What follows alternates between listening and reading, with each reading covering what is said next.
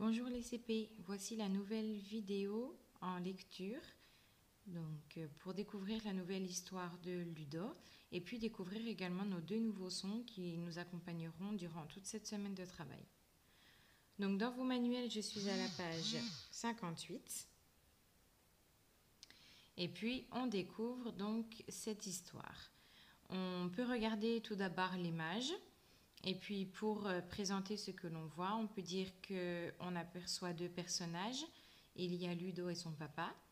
Peut-être sont-ils dans un bureau, puisque Ludo semble travailler. Il est assis sur une chaise et il y a un ordinateur en face de lui. Voilà. On voit des posters, des affiches, une fenêtre. Donc il est dans sa maison et probablement donc dans une pièce qui s'appelle le bureau. Voilà, papa a l'air de parler puisqu'il a la bouche ouverte et puis Ludo a un petit sourire en coin, peut-être est-il concentré. Voilà, on va découvrir ce qui s'y passe.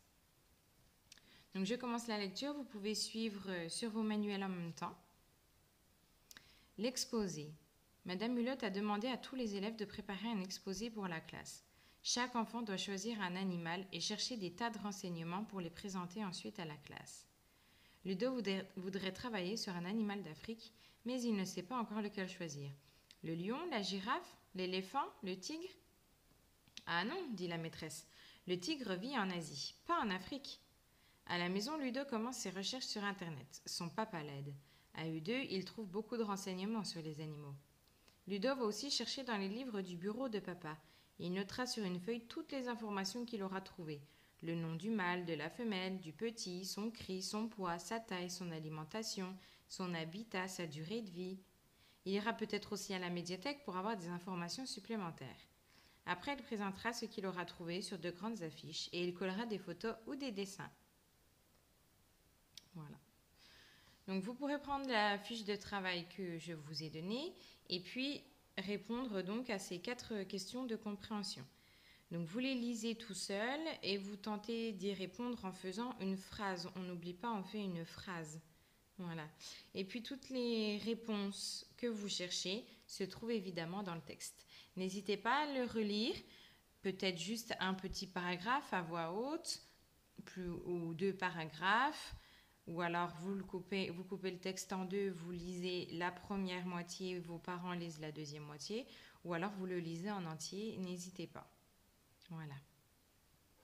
Et puis également la partie je m'exprime, vous pouvez en discuter un petit peu à l'oral.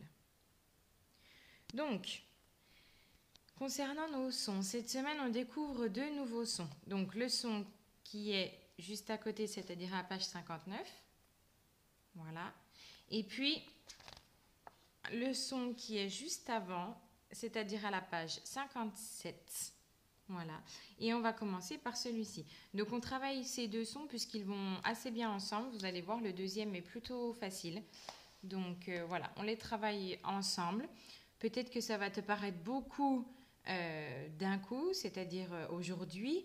Mais tu vas voir que ces 2 sons vont plutôt bien ensemble et puis n'hésite pas à répartir le travail et puis à me dire si tu rencontres une difficulté. Voilà. Donc pour aujourd'hui, le premier son, donc je découvre un son des lettres. Le son, il s'agit du son G. G. D'accord ? Donc la langue ne fait rien de spécial dans notre bouche quand on prononce ce son. Voilà, la bouche est ouverte. Et puis, le nez agit un petit peu sur cette prononciation. G. Donc, vous voyez, Ludo qui fait le geste, il a le pouce sous le menton et l'index sous le nez. Voilà. Donc, le son G peut se faire tout simplement avec la lettre G, mais il peut aussi se faire avec les lettres G, U. D'accord ?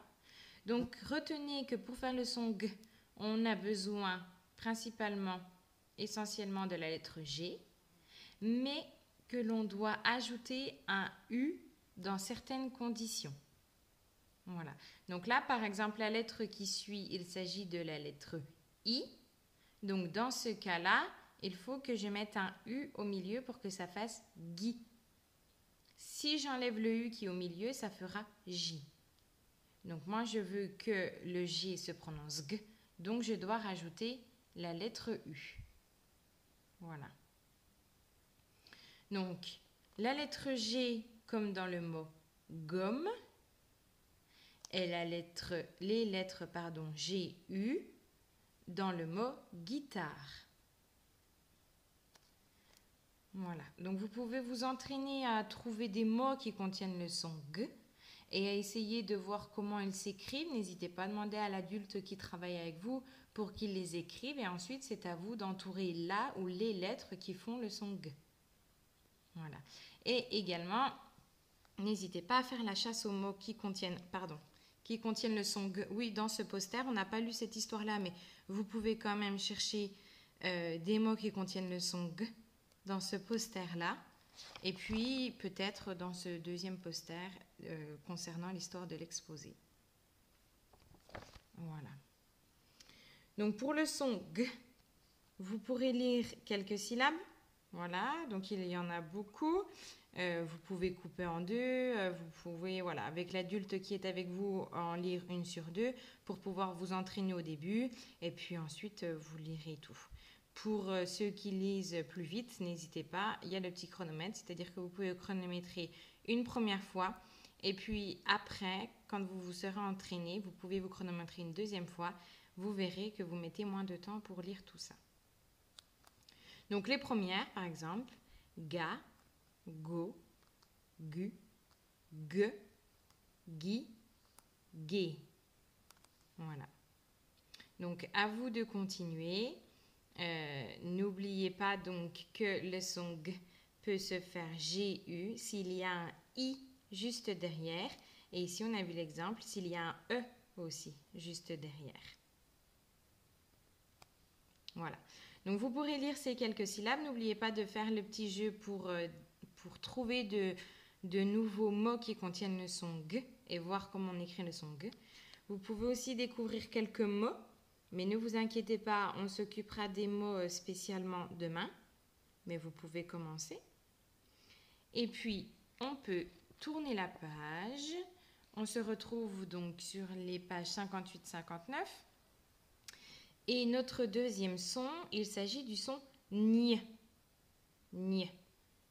Voilà, donc là, Ludo, il se pince même carrément le nez. Son index passe au-dessus. Il se pince le nez puisque quand on prononce le son ni, on entend bien que le son sort du nez. Voilà. Donc ni, plus facile puisqu'il ne s'écrit que d'une seule façon avec les lettres G, N. Voilà. Quand on voit les lettres G, N ensemble, elles se prononcent ni. Ni. Donc ici dans l'exemple, le mot montagne. Montagne. Voilà. À nouveau quelques syllabes, il y en a beaucoup moins. Et puis également quelques mots. Donc vous pouvez commencer à lire. Sinon, on y reviendra demain également. Donc pour les syllabes nia, nye, nie, nio. Voilà. On doit bien entendre ni, ni. D'accord? C'est pas juste le son n. Non. C'est pas juste la lettre N qui fait le son N. Là, il y a bien G, N qui font ni. Voilà. Donc, je vous laisserai lire les syllabes. Et puis, comme pour le son G, n'hésitez pas à faire la chasse aux mots dans le poster. Les mots qui contiennent le son ni. Ni, pardon. Et puis vous pouvez peut-être en trouver sur l'autre poster. Et puis, trouvez autour de vous, dans votre maison, dans le jardin, tout ce qui vous vient à la tête, en tête, tous les mots qui contiennent le son ni. Voilà. Je vous laisse travailler sur ces deux sons et puis on se retrouvera plus tard pour une nouvelle vidéo. À bientôt!